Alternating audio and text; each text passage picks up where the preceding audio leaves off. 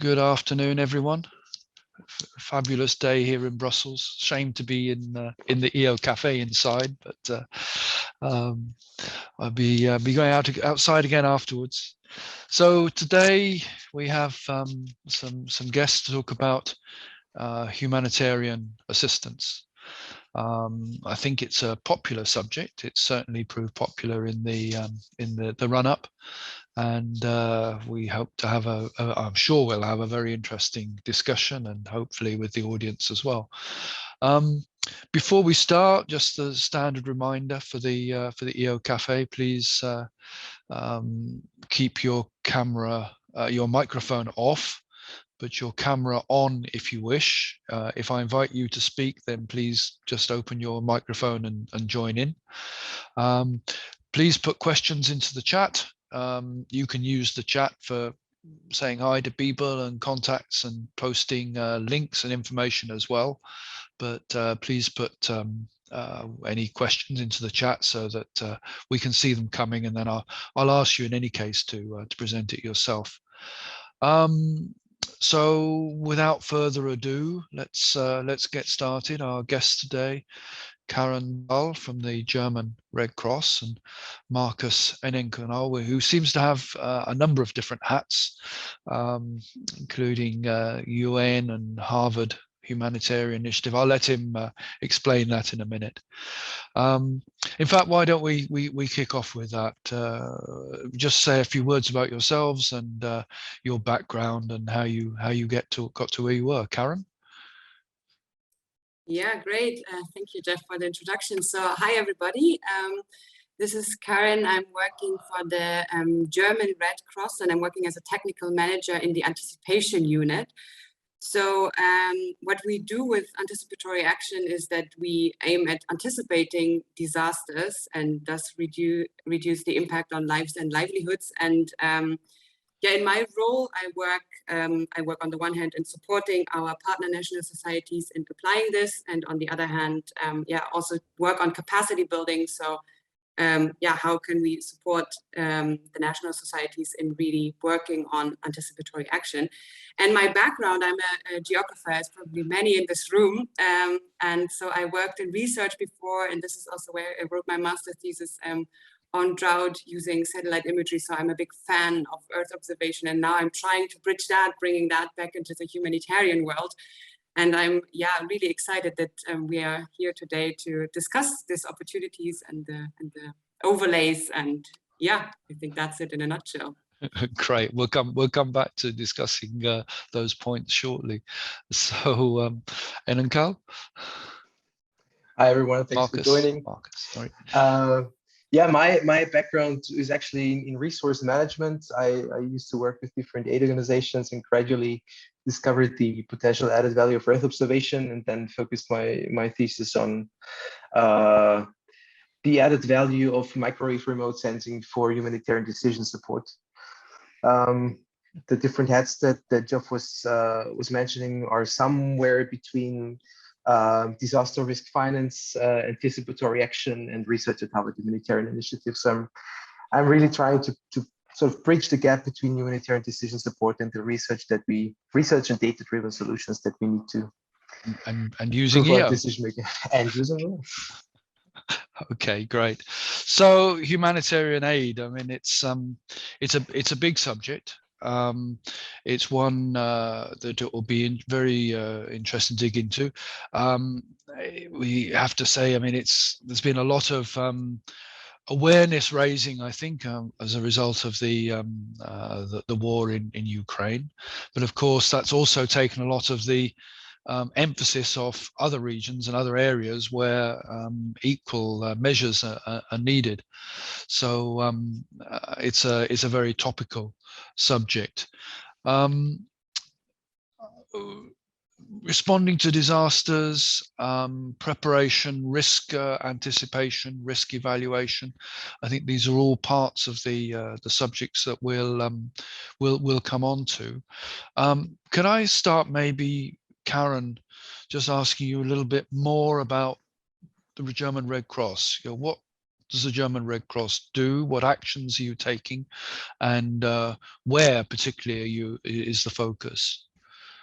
So yeah, so we as a German Red Cross, and more specifically the international department, we are supporting national societies all over the world in their in their disaster risk management. If you look at the whole disaster risk cycle, so our natural partner would always be the Red Cross or Red Crescent Society in the country we are working in. So be it the Philippines, be it Bangladesh, be it Mozambique. So we are working really globally, and we are having like different foci that we are working on. So we are working on like DRR projects. Then we are working on anticipatory action, which is a very strong focus of the German Red Cross.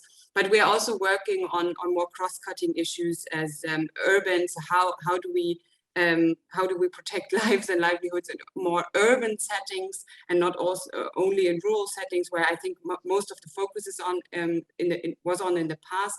So now how can we expand that to the urban areas? But yeah, so we always work with those national societies to capacitate them, to support them in like in the preparedness for disasters. So be it for responding, being to reduce the risk in the first time, or also anticipating the disaster and acting early. So these, like, we are working on these different, like, let's say, timeframes to support national societies to do their job, basically, to protect the people.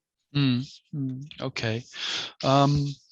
So Marcus, you sort of put your affiliation as the Harvard Humanitarian Initiative. Tell us a bit more about that. Is it an operational activity? Is it a research activity? I think of Harvard as a university teaching and research center. So is that the case, or is it more an operational? So Harvard Humanitarian Initiative is an interdisciplinary cross-cutting team. We try to be as needs-driven as possible, working with organizations internationally at different scales. And at the core of what we are doing is basically the fact that if you look at the risk equation in its most simple form, there's always this hazard and an impact component, of course, the likelihood of impacts and so on. But we realized that Earth observation data are doing a great job at estimating and measuring and sometimes even predicting hazards. However, with regard to the socioeconomic data that we need to sort of translate the hazard into impact data, there's a huge gap. There's a gap between the data are in many cases just not there. They are not harmonized. I'm talking about the socioeconomic data. And that creates an operational issue, right? If you have Earth observation data that are in most cases accessible and available and standardized and harmonized, that largely covers most hazards.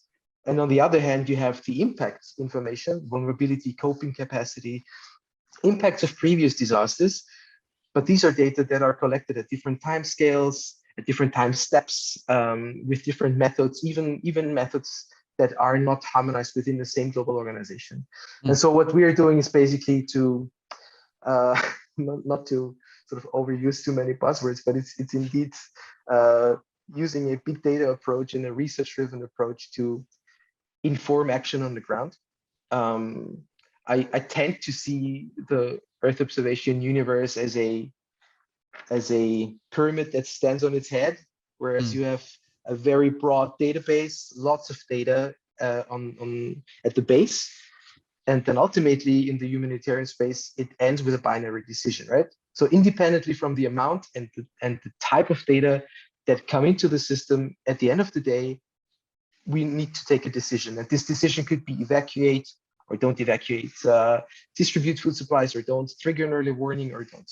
And so, sort of closing the loop with what Karen was saying, that's important to highlight in this conversation.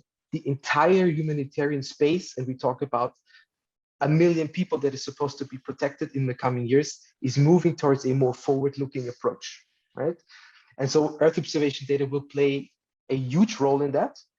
And basically the reason why we're here today is to really open the open the door for any kind of discussion, right? To sort of encourage humanitarians to talk to data providers and service providers, but also to encourage the EO industry to talk to us. Yeah. You talked a lot about partnerships. You talk about informing decisions. Who are you informing? Well, it could be UN agencies, it could be national governments, it could be NGOs, it could be direct collaboration with the Red Cross.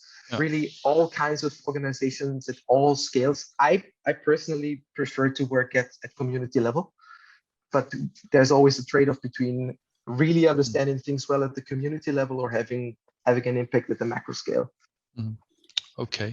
And maybe to add on that, I think what is really important is that, I mean, we need to inform the practitioners who can then translate this information into action. I mean, those people that in the end of the day will implement the actions. And I think this is like one of the bridges that need to be, that need to be like done, that you bridge like this EO and how you, like coming from all the, like, from the technical to how do you bring that, how do you bridge that to the practitioners on the ground. And I think there we see a bit of a mismatch, or maybe like a difficult communication. And yeah, I think this is one of the challenges also in like connecting the humanitarian world with the EO community to do this translation and what is feasible, and yeah, to understand each other's perspectives of what is needed. Exactly that this informing means we need to prepare information that can inform the action of practitioners. Yeah. So better understanding of between the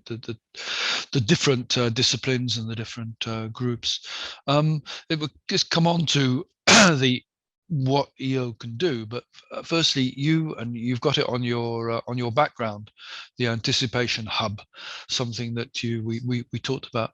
Can you tell us what that is, and what is an anticipation hub?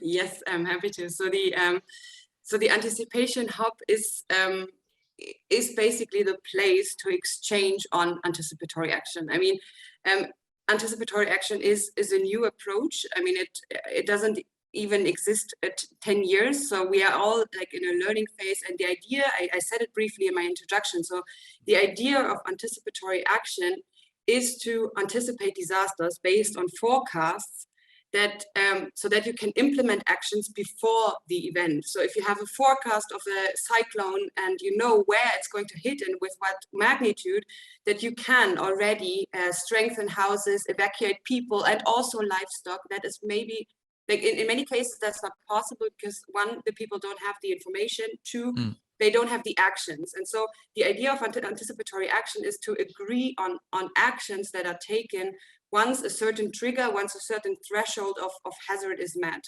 So again, this is very new, and this is why we also created the anticipation hub, because we are all learning. It's not only the Red Cross and Red Crescent movement, but of course it's also the UN agencies, as Marcus has already said. We have all the researchers as Marcus. We have different universities. We have different practitioners. We have also governments, and so all these stakeholders need to come together to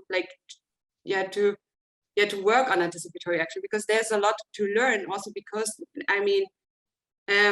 We are breaking what we try to do with anticipation is also to bring in like latest technology, like using forecasts, and really bring that together with humanitarian assistance. So I think there are people together who've never been together, who've never really worked very closely.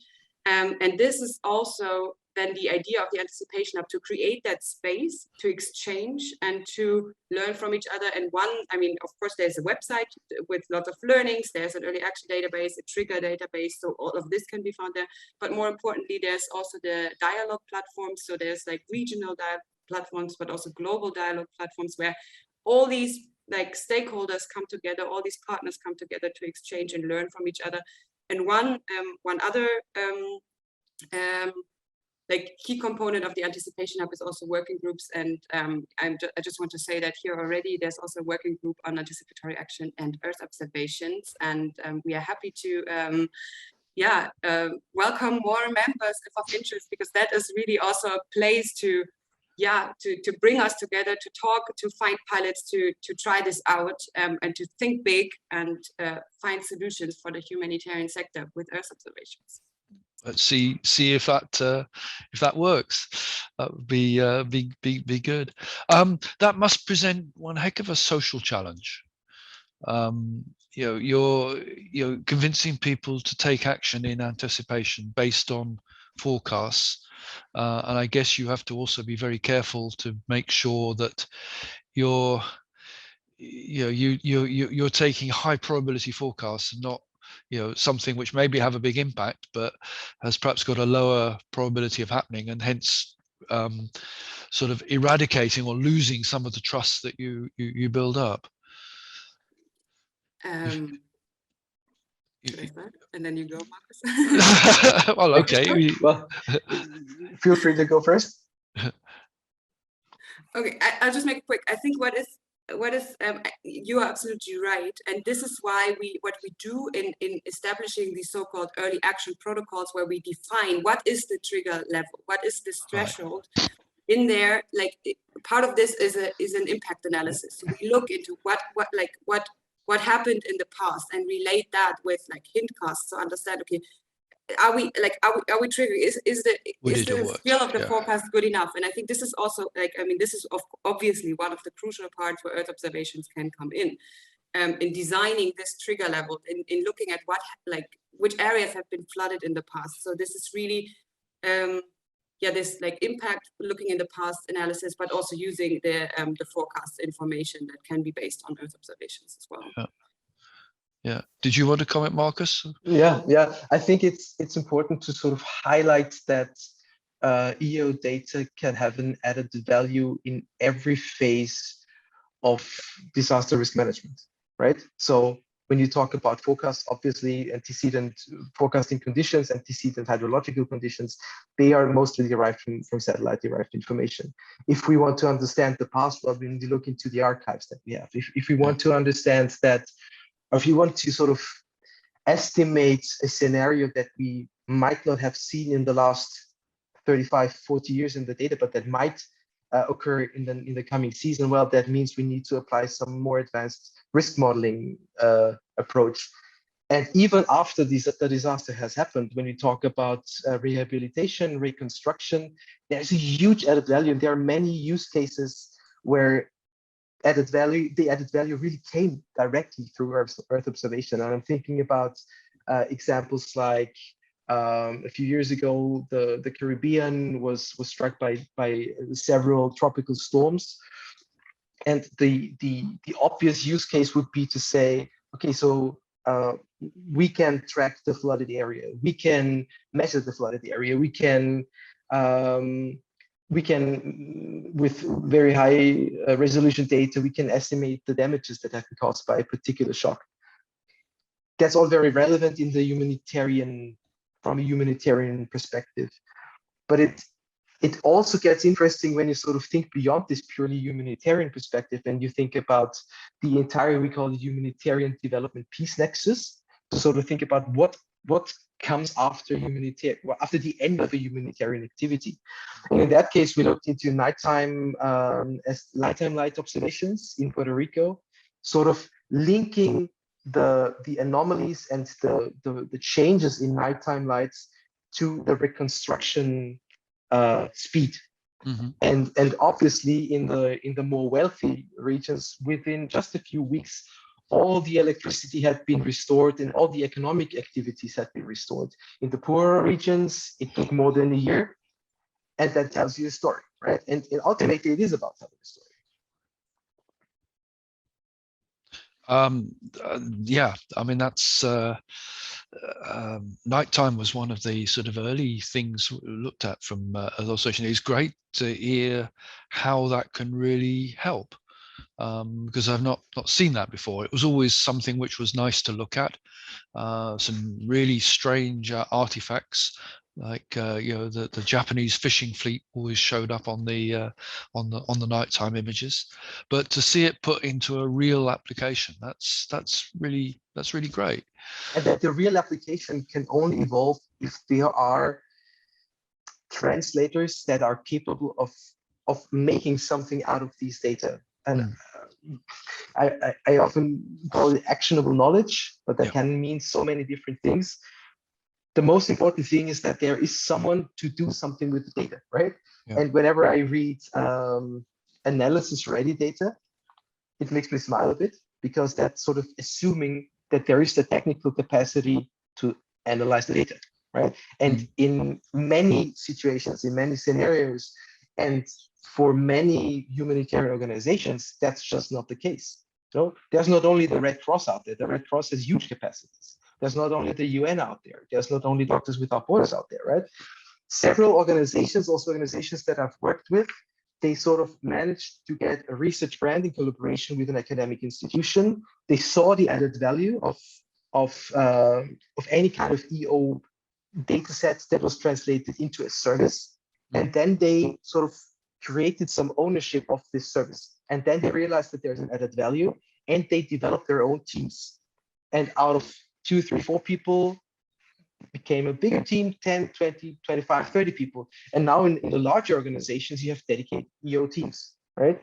They are the perfect anchor point. They are the ones, they have the in-house knowledge, they understand the humanitarian protocols, but they also understand what's possible from a research perspective or from the perspective of a data or service provider. So these are the people that are needed, but what about the organizations that can't afford that? So I mean, the two things I want to explore is sort of the wider use of EO within the domain, but also you've touched upon capacity, and you've talked about teams within different organizations. So how much is how capable are the organizations? What capacity, what competencies do they have? Do they look outside for support, or are they largely independent and sort of downloading data from the Sentinel Hub or whatever?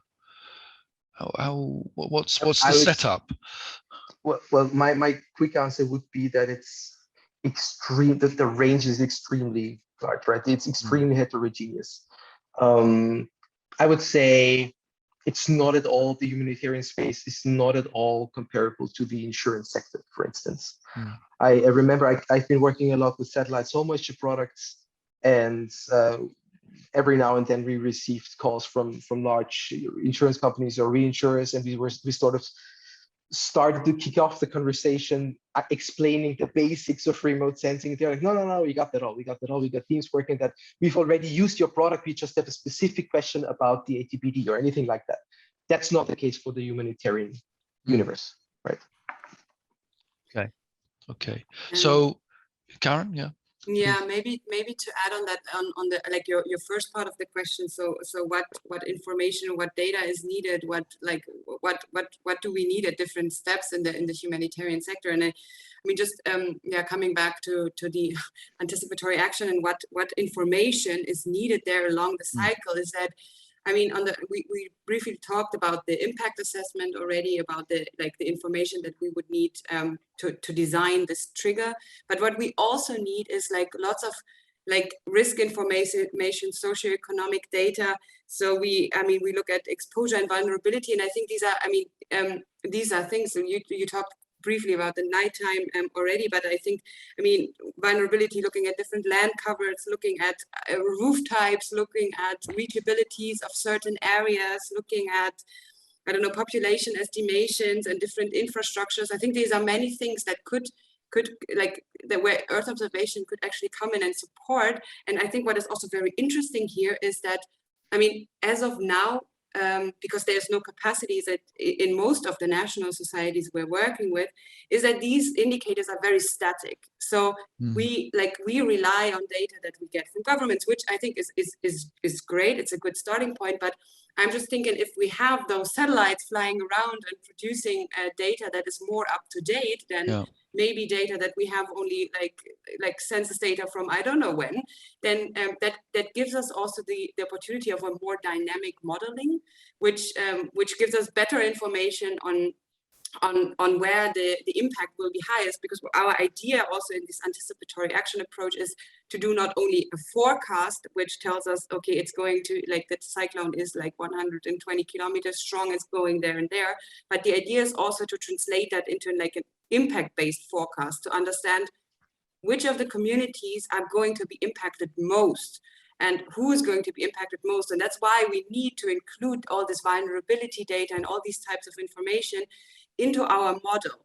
And again, sometimes we need to rely on quite old data, or like maybe not the best data we could get, because I think people the knowledge, there's no knowledge about what is potentially possible with Earth observations. And yeah, maybe then coming to your second part of the questions, to the capacities, we facilitated a training on more GIS with a small part on Earth observations, which was targeted at German NGOs, so very broad, but then we had like very many different people joining in. It was together with the Academy for Humanitarian Action. And what we saw is that, I mean, these were all like humanitarian practitioners. And I mean, they are doing their daily work, and they're doing an amazing job, but it was really great to see also, it was an introduction to GIS, to see people create a map and you really see it. Okay, this adds so much value to what I'm doing. Like this moment where people's eyes are blinking and you can see, okay, great, this is like, I mean, we touched on the surface of this. Having loading some data in and created a map, which is already a lot and it's great. So I think there's so much unused potential because people, in many cases, simply don't know, and we don't know what is out there and I think this is the big task to bridge that, to come from this practitioner level to the other hand, the very technical people, scientists working on Earth observations. This is such a common story. Right. all the organizations seem to have these barriers, and breaking them down seems to be an immense challenge that we have. Can I just say a few words about the barriers and breaking down barriers? Yeah. So we always say that, and we really want to break down barriers, but barriers exist for a reason, right? We will not break them down quickly, and it will be painful. And it might be painful to break them down, right? So I have a very short anecdote from a UN Spider meeting from many years ago, where they thought about sort of revamping their knowledge portal. And I was in one of the working groups, and we had a long discussion, and the end, or sort of the conclusion of this discussion was, if you want to bring the community of EO data and service providers closer to users, the filter mechanism on your whatever portal, website, toolbox must not be the data set, right? Someone who's working for the Red Cross in Malawi and who cares about reducing the risk of droughts in a particular community will not go to a UN website and look for root zone soil moisture from Sentinel-1, right? People will look for the use case, and even more so, they will look for a contact person that is capable of explaining the use case, right? It's about human connections, it's about trust building, it's about success stories, and it's about, if there are barriers that I could imagine to break down in the short term, it even starts with the jargon, right? And I'm not saying that the limitation is coming from the EO industry or EO community as a whole. I think the limitation is coming from both ends, right? When I started to work with the humanitarian community, I was flooded with acronyms, and after the 7th time I heard a different acronym that wasn't explained. I was a young researcher and I didn't dare to speak up. I was intimidated by that. And it's the same in the EO universe, right? If people find the same, if they understand what's possible, what's needed, if they find the same language, and if they then manage to sort of have a common goal, a common vision, that's the start. And this common vision needs to be packaged into something tangible. It can't be, yeah, so we have this agreement to work on this together. EO industry will work with humanitarians. It never works, and it hasn't been working for the last 15 years, right? The only way to make it work is to put it into a tangible package. And the package is a project, it's a use case, it's a pilot. And the people in the EO industry, I know they are there. And the people in the humanitarian community, they are there as well. So we just need to find out who can talk to whom and where the natural matches evolve. And I think that's sort of my it's a case study and a pilot, and we hope it becomes a success story that can then be communicated to others to convince them of the practicality. I'm already happy if it's a story. It doesn't have to be a success story. We can try out things and we can completely fail. If we are honest about the failure, and if you can even turn the failure into a success story, right? We tried it, and in that particular case, it didn't work. If we sort of thrive in a culture that allows us to share failure, which is not a very good space to do that. We don't publish many use cases that haven't worked, but I think it's equally important to talk about things that failed. I'm sure that it's very important, and the transparency, and it builds trust and moves forward. But there's nothing like saying, we succeeded in mitigating the impact of this cyclone, which meant that instead of 100 people or 1,000 people being without water for 6 months, we were able to get them back connected and get potable water available, and that has a real meaning for others and colleagues. Absolutely, absolutely. And I there are use cases that are very obvious, because these days most people know Google Earth, so they know optical satellite data.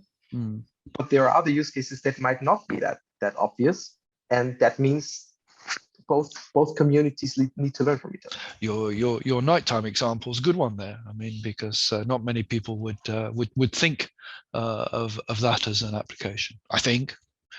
But even there, if we think about the whole story of this study in Puerto Rico, one of my colleagues came up, because we did a similar study in Mozambique after one of the cyclones in, I think, 2017 or 18.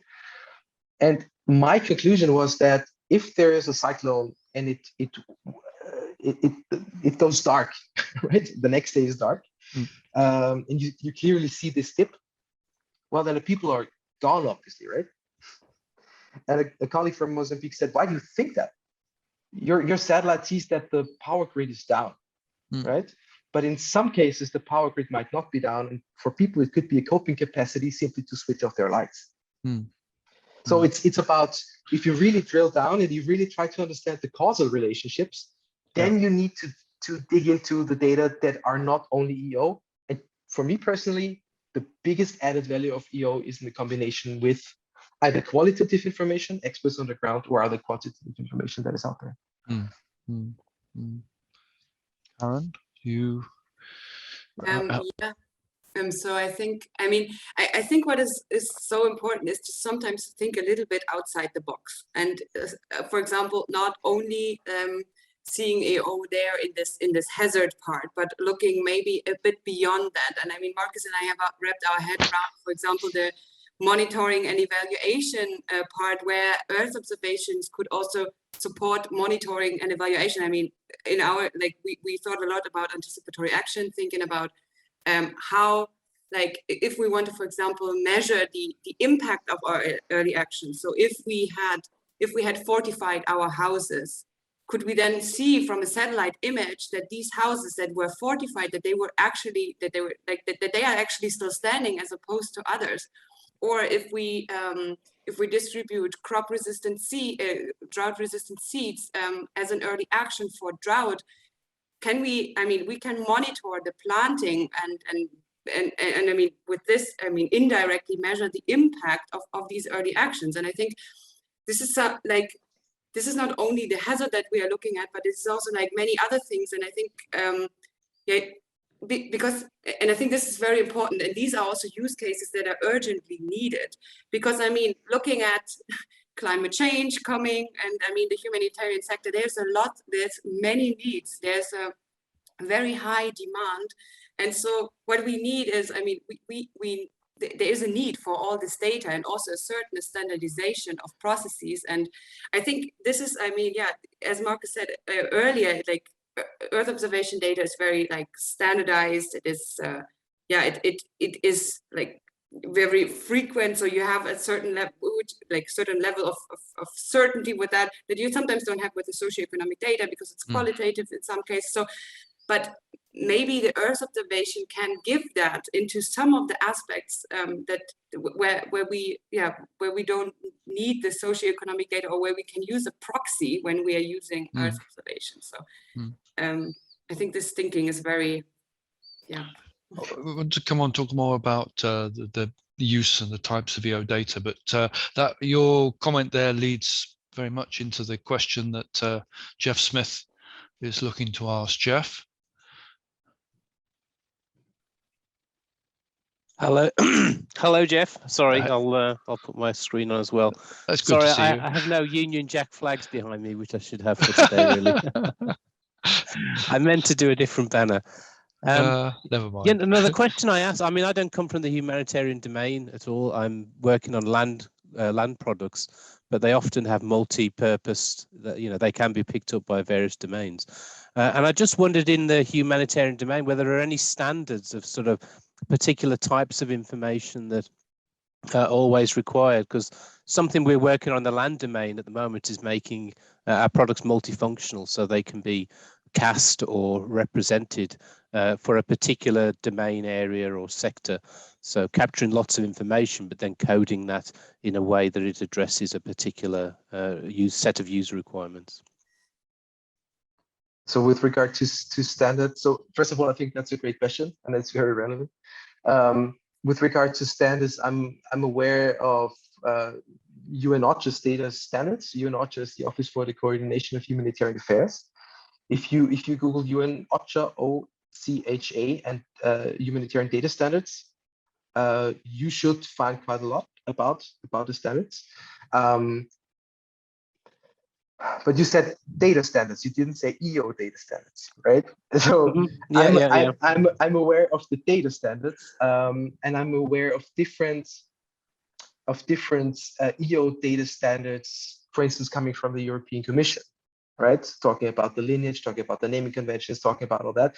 So I don't think there is a specific humanitarian EO and a specific EO data convention or standard for the humanitarian space, not that I'm aware of, but there are other EO standards that are equally applicable for the humanitarian space. And if there were more data standards, that might lead to confusion, I believe.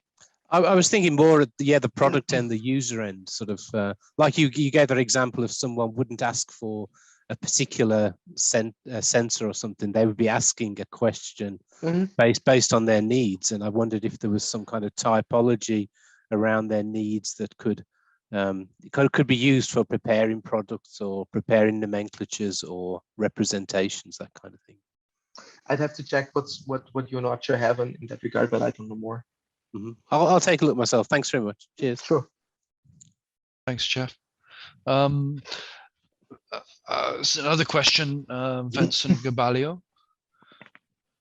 Vincent? Yes, hi, Geoffrey. Good afternoon, everybody. So thanks for organizing this small webinar. Very interesting. I have actually one question, and maybe that I write down. It's about maybe for Karen, that one's just to know at which time scales you are working in your anticipation hub. Obviously, you met that, and I have maybe a side questions for that. Is where you get your notably weather or climate forecast from? Is it from global model, or also because we do at Humansat we do work also a lot with institutions in Africa that get capacitated also to do their own seasonal forecast, like ACMAD or ICPAC and things like that. And to that, I have also a side question, is that you spoke a lot about connecting, for example, NGOs and things like that, but what about national institutions, notably in developing countries, or how do you see these complementarities of capacitating the national institution to do their work and the role of NGOs or external, let's say, interventions in this humanitarian domain? Thanks. Very good questions. So let me start with the timescales. So I mean, I assume you're talking about the timescales for the early actions, right? So the timescales, or so the time, or what type of timescale? Or on your related to your anticipation hub that you describe when you try to put people together, with which type of scenarios you're working? Is it really like cyclones is typically 2-3 days, but there is seasonal forecast 3 months? So okay, working with all type of scenarios, or only focusing on some? Maybe to clarify first, so the anticipation hub is the place where we all come together to exchange, but we as German Red Cross, then we would work, for example, with the Philippine Red Cross on then a typhoon early action protocol. And staying with the example of the Philippines, is that the lead time for the cyclone early action protocol is 3 days. So there is, like, we do an advanced skill analysis before. So we calculate how good is the skill of the forecast at different points in time, to then decide, okay, what is the balance between what kind of uncertainty are we willing to take in, and how much time do we need to implement our early actions? And but I mean, that is very hazard specific. So in Bangladesh, we also work on cyclones there. The lead time is only 30 hours because simply you cannot forecast the track very well. Yeah. So that depends a lot. And I mean, that brings me to your second part of the question. That depends a lot on also what type of data is available in country. What we try to do with anticipation is not to create another system, but to really integrate it into the national system that is existing. So our best case is that there is a national med service in country with whom we could directly work. Because I mean, as Red Cross or Red Crescent Society, we are also auxiliaries to the government, right? So, ideally, all this anticipatory action becomes part of the national contingency plans. So it has to be ideally integrated into what is already existing, working with national med offices, working with other NGOs.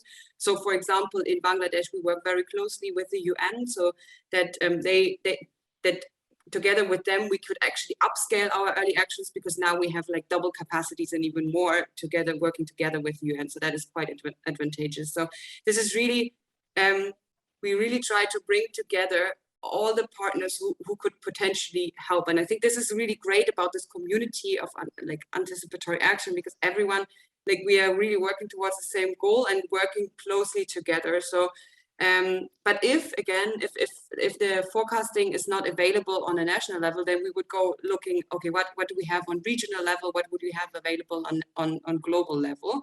So ICPAT, for example, is definitely one of the partners we are engaging with, for example, in now our early action protocol that we are developing in Somalia.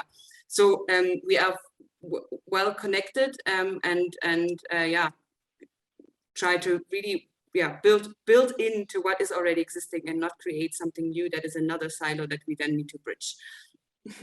So this local risk ownership and this local ownership of platforms and of data has become a central theme in pretty much everything we do, if we talk about the actual operational stuff, but also if you talk about research proposals and grants, right? So pretty much every grant in the humanitarian space puts the focus on not only the question, what's the output, what's the outcome of your solution, of your work, but who owns it afterwards. And that is naturally very closely related to technical capacity building and the integration of local expertise. Zoom seems to have a nice new feature, or maybe it's just my Zoom, which is where people are raising hands, they're promoted on the screen, so and I'm notified. But before turning to raised hands, there's another question in the chat from Arndt Burns. Arndt? which is a question I was going to come on to myself. So yes. yeah. Okay. Yeah, it's Arndt Bernd speaking from GAF AG in Munich. I just thank you for the nice discussions and the interesting, let's say, development on that in that domain. So I think you're well aware of different existing services, and that was my question focused. To what extent you are using it, the products, or let's say, or you have triggered even, I think a Red Cross, for example, has triggered already in many cases some activations. And what is your intention for the upcoming next years? Are you intending to trigger it more, or use it more, or to integrate the data into your systems? That's yours, Karen. Thank you. Yes. So yeah, I mean, as you said, we had the first activations of early action protocols already, and we are, I mean, yeah, but the idea is really to expand and scale up anticipatory action. So we are small now as compared to where we want to go, or what is also needed. Again, talking about climate change and the needs that come out of that. So yeah, different data sets. I mean, I think the focus of the EO data that is being used at this point in time is really rather as part of the forecast itself, like going into models, going into GLOFAS, going into different types of models.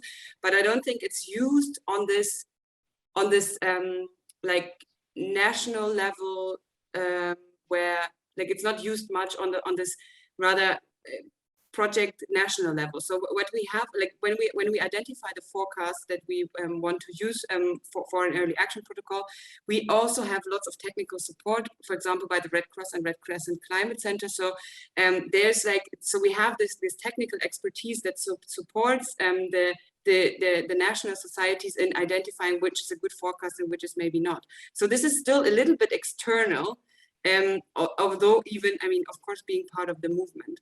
So I would say there is still this gap of that a national society would say, okay, let's explore a certain data set, or like we need better vulnerability data, and as I said earlier, we need better information on the land cover as we're working on drought. I think this is one of the cases where EO is used in some examples, but in others, not so much. So I think these, like, I think what's missing is really this idea of what is out there, because if you don't even know what is out there, it's also difficult to ask a question, right? So it's I think we are really at this very beginner stage where we also need to see what is available. So we still have more raising awareness to do. Thanks, Arndt. Sorry, Jeff. Can I just say one more thought about this existing EMS question? Copernicus EMS is a super interesting use case in that regard, and I'm trying to say nothing wrong, seeing Stefan is on the call. So I really appreciate I really appreciate the effort that goes into this. I absolutely see the added value. Speaking with my humanitarian hat, I see issues, because and that's not me speaking, that's sort of speaking for the community. The humanitarian community is not sure who can actually activate the Copernicus EMS, or how to sort of get in touch with the right organization that can then activate the EMS. And I know that most people involved in Copernicus EMS will say that's a straightforward process. That might be, but it's still not clear to the humanitarian community. That's the perfect introduction for Stefan. I know. He had his hand raised as well. So Stefan, come on in. Yes. Hi, Stefan. Hello. It's not a question. It's a series of comments. The first one is Ersk or Brussels. We have a problem. Exactly like we have a problem of an avalanche of data, which without artificial intelligence, etc., we will never be able to fully exploit and make sense of. We also have so many products, Copernicus core, so-called core products, potential downstream services, ancillary data, etc., that it's very difficult to make everybody aware of its existence and explain the differences, the operational modes, etc. But nevertheless, when I hear Karen saying, EO could come in and support. EO has come in and is supporting. When I hear your examples of resistant seeds or fortified houses, that's a no-brainer, both as for a downstream or for a research center or whatever, but also possibly for Copernicus Emergency Management Service. Then the service, well, you're talking drought. There's a global drought observatory, which is using Sentinel and Copernicus data, NADA data, etc. There's a GLOFAST, Karen. You mentioned it for floods, a bit less relevant. There's GWIS for wildfires. There is a brand new global human settlement layers that is a worldwide inventory of buildings and census, etc. These products are there.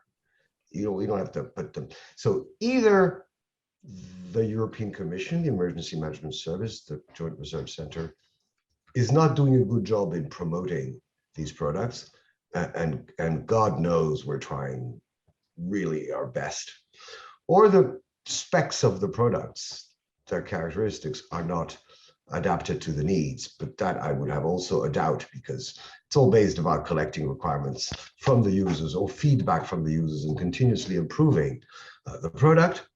So it might be indeed that there needs to be a bit more dialogue.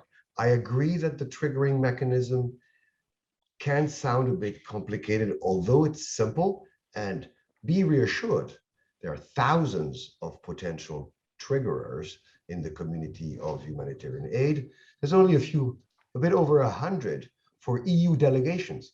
We get at the Copernicus Support Office some requests from EU delegations saying, there's a flood in my country, there's hundreds of thousands of, how do I activate? A lot of people don't know. So we're now starting to regularly brief, because personnel changes very often, regularly brief the delegation so that somebody's in the know, and possibly we even have a direct point of contact. Then obviously, as we all know, there's quite a lot of downstream applications. Just one example that I know about is ERSC member Spatial Services has been supplying the Médecins Sans Frontières, Doctors Without Borders, with geospatial support for years. There's data made available by Planet for free, either to service providers or to humanitarian aid organization. So maybe and if you have ideas, please write to us. If you have ideas of how we can close the loop, make the information more available, possibly develop material, awareness-raising material that is tailor-made for that community and doesn't speak the civil protection language, which is sometimes the case. We're there, and it's not for lack of trying. Last point, my issue with pilots' use cases is there's too much one-shots left and right.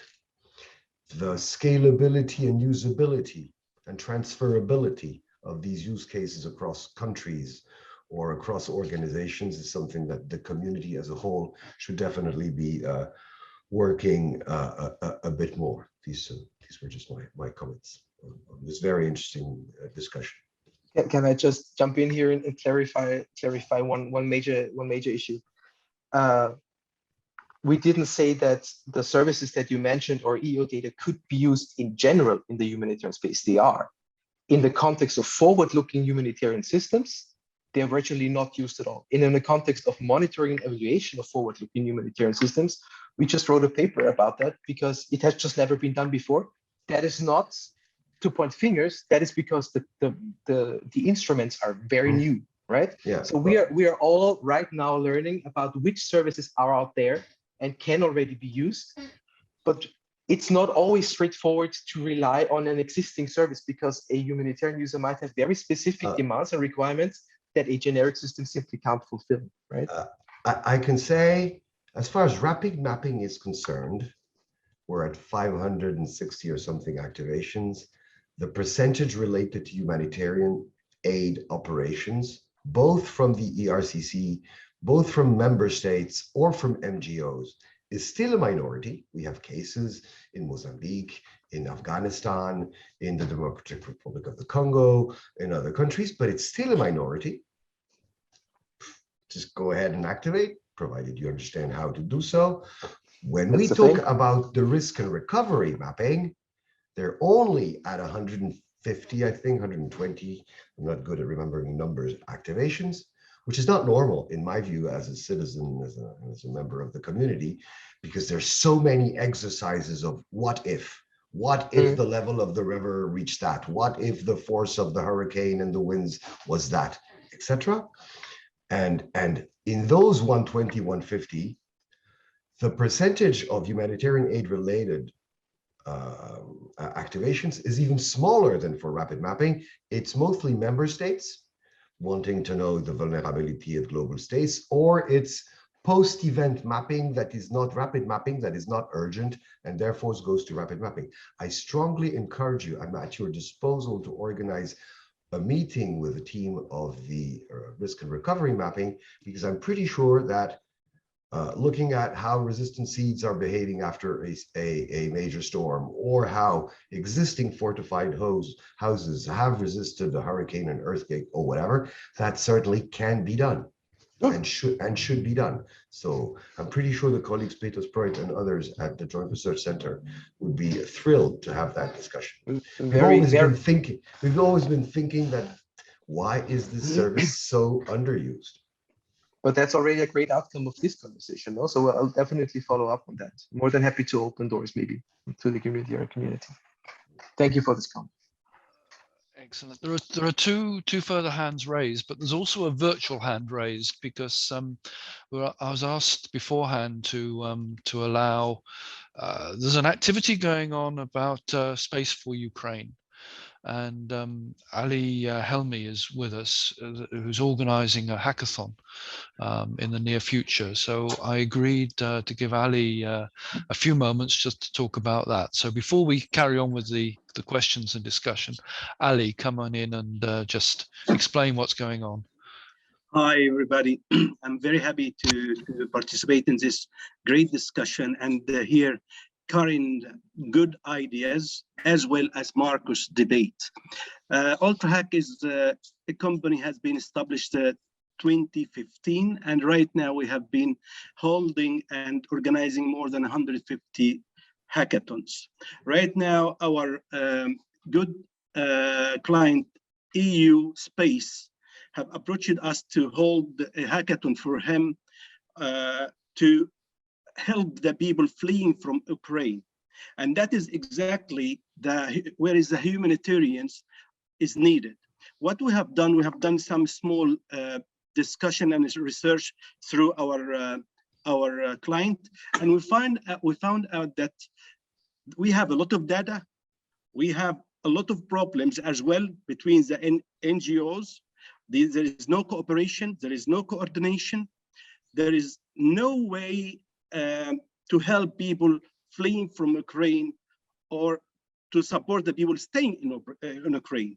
So the hackathon is about helping people, saving souls from Ukrainians, and using what? Using satellite, using the Copernicus data, which Stephen have just opened up.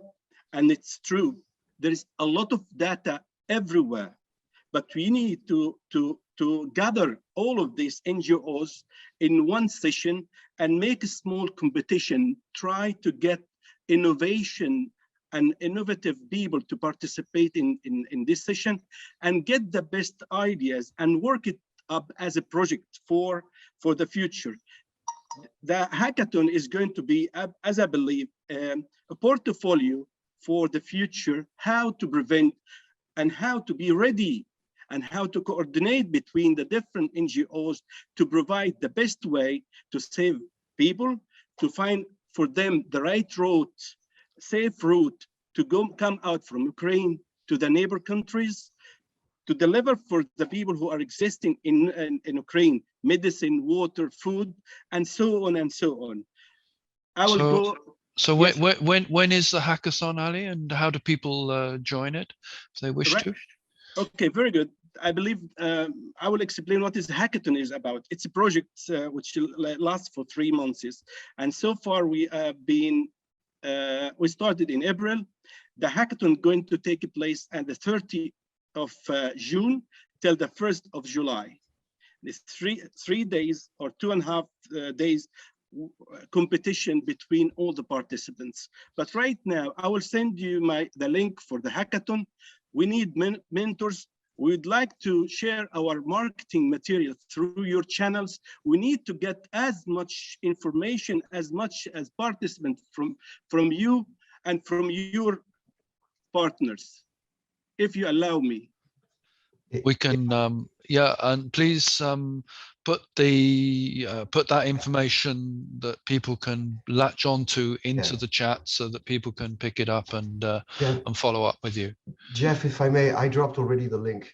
Ali just dropped the submissions. There's another noteworthy initiative by USPA. USPA has created a platform where Earth observation and other EU-based companies, but of course, Earth observation. Stefan, if I may interrupt on this, but this is Vasilis Kalogir from EUSPA. I have raised my head exactly on this point. Sorry, I can leave you go on this. No. This is your thing, but I'll let you talk about the platform. I hadn't seen your name, Vasilis. Apologies. Thanks a lot. So thank you very much for, first of all, to this discussion. I wasn't ready for this EOcafe. It was very interesting, and I didn't even manage to get a coffee. So it was very interesting discussion to follow. And I would like to thank Ali from UltraHack communicating the hackathon that we are organizing, which is part, just to build a little bit the framework, it's part of the initiative that we started early April, which is called EU Space for Ukraine. So the discussion that you had was very interesting also for my side. As you know, in USPA, we have different market segments. One of the market segments that we're working on is the emergency management and humanitarian aid. So we took, the humanitarian aid part outside of the whole emergency management life cycle, because we believe it's something very, very specific. I followed the discussion, what Karen and Marcus mentioned, and I just noted down words on trust building, on human connection. Karen said people don't know what is available, what is out there. And Marcus highlighted what is a tangible package, Marcus said. And actually for us right now, for the moment, EU Space for Ukraine is a tangible package. There's a lot you can do without funding. And actually we started this initiative, just putting together people. It's not an invitation to tender, at least not yet. It's just connecting people. And we learned a lot through, 2 months so that we're running it. There's a platform that, brings together innovators and application developers with NGOs and helpers. We don't have Red Cross from Germany yet, but Karen, I would like to contact you after and have a chat with you. We have people in need from the Czech Republic. We have the Red Cross from Spain. We have the Red Cross from Ukraine. People that came up with explaining us the challenges, because that is the first step. What is a challenge? What we learn, technology is not always the solution. I will be very brief. There are human dimension, organization dimension, regulatory dimensions, which we need to, also be aware. But what we offer is technology, right? This is what the industry offers. A second part that, again, technology is just a part of the solution, and Earth observation is also a part of the solution. So we would like to look at it on a broader perspective. There are elements of connectivity there, elements, of course, of observation for awareness, but also elements of positioning, solutions that, tap into Galileo to build something relevant for NGOs. And we extended, we don't like to say only NGOs, we talk about helpers, we talk about volunteers. So it is still ongoing, and the hackathon is the matchmaking that we had in April was very useful. We brought together, we don't need to be 1,000 people or so. We were 30 people, and we really, it gives us very good inputs for work in the future. I hope we will have more to come and more news to communicate. So UltraHack is organizing for us 29th of June to 1st of July this hackathon. We will have an informatory session next week. So in the page of the hackathon, you could also register, and I think people put already the link. My colleague Teresa is with us. Thank you, Teresa. So that's all from my side. Very quickly, just to thank you very much for organizing the discussion. No, thanks for that, Vasilis. We're overrunning a bit, but there was one hand raised some time ago, and I'd like to take that first. Otherwise, we can carry on afterwards. But Orestes Speyer from NOAA, Orestes. Yes, hi everyone. Super interesting discussion.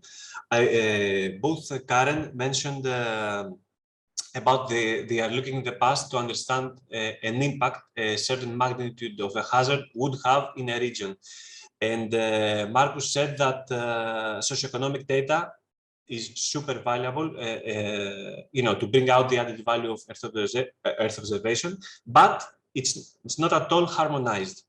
And this was a complete surprise to me that even impact on the loss and damage, even in Europe, not in developing countries, in Europe, it's a wild territory.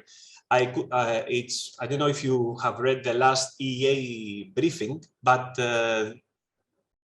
within they say that the impact of climate-related hazards in Europe for the past 40 years ranges between 450 to 520 billion euros. This range comes from the fact that they are using reinsurance companies' data as is. So this means that there isn't a single homogenized place to have the loss and damage data.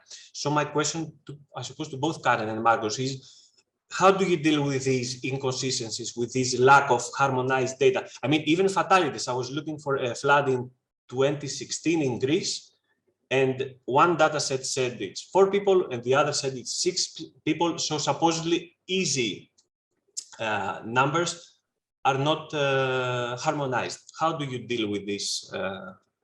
Yes, that's my question. Thank you.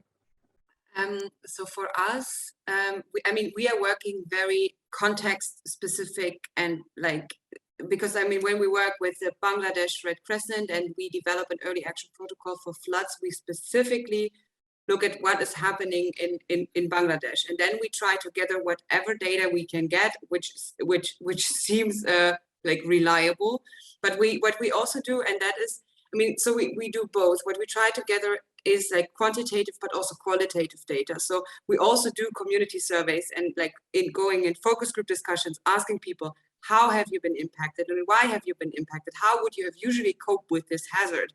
And so we try to not only have the socioeconomic data that is quantitative, but we also add on the qualitative data. So that's why I think we are not anywhere close to what these insurance companies are doing, at least not in the Red Cross, because that is not necessarily the approach. What we try to do is target the most vulnerable, and for that, we have to go to household level.